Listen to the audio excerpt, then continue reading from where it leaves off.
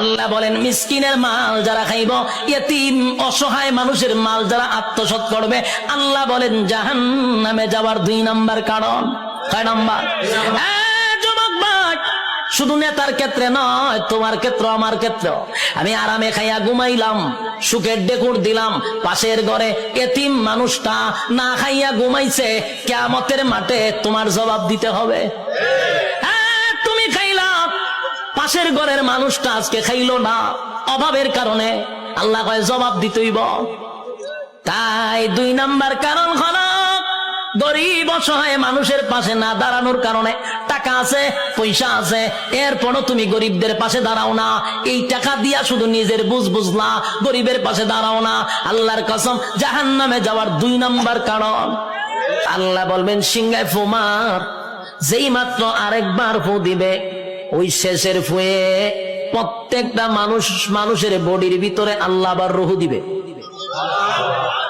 কাদা মাটির থেকে আবার রুহু পাইয়া মানুষগুলি মাটি গঠন হবে, আবার পুনরায় বডি গঠন হবে।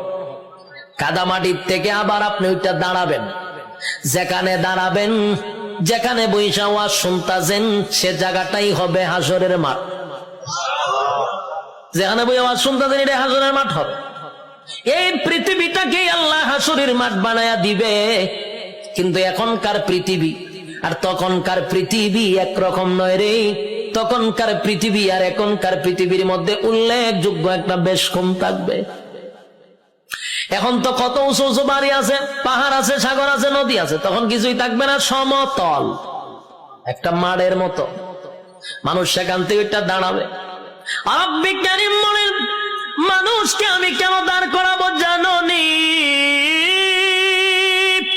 দুনিয়ার জমিনে পরীক্ষা দিছিলি, আমি আল্লাহ সেটার রেজাল্ট তোর হাতে ধরায়া দিব। মানুষ গিয়া জমা হবে হাসরের মাঠে, কেউ পানি পান করবে, কেউ কলিজা পাটা পিপাসা লইয়া হাসরের মাঠে দাঁড়ায়া থাকবে। 1 দিন নয় রে, 2 দিন নয়, 50,000 বছর দাঁড়ায়া থাকতে হবে। সাধারণ কথা না, সাধারণ কথা না। পানির পিপাসায় জিহ্বা কুকুরের মতো বাহির হবে। আল্লাহর পয়গম্বর বরকতে হাত দিয়ে কাউকে পানি পান করাবে, আর কেউ পানি না পান করে হাসরের মাঠে দাঁড়ায়া থাকতে হবে। 50,000 বছর বাড়ির কাছে না, সূর্যের তাপে মানুষের মাথার মগজগুলি গলে গলে পড়বে, জিহ্বাটাও বাহির হবে। এই অবস্থায় যে কত হাজার বছর মানুষগুলি একটা সময় বিরক্ত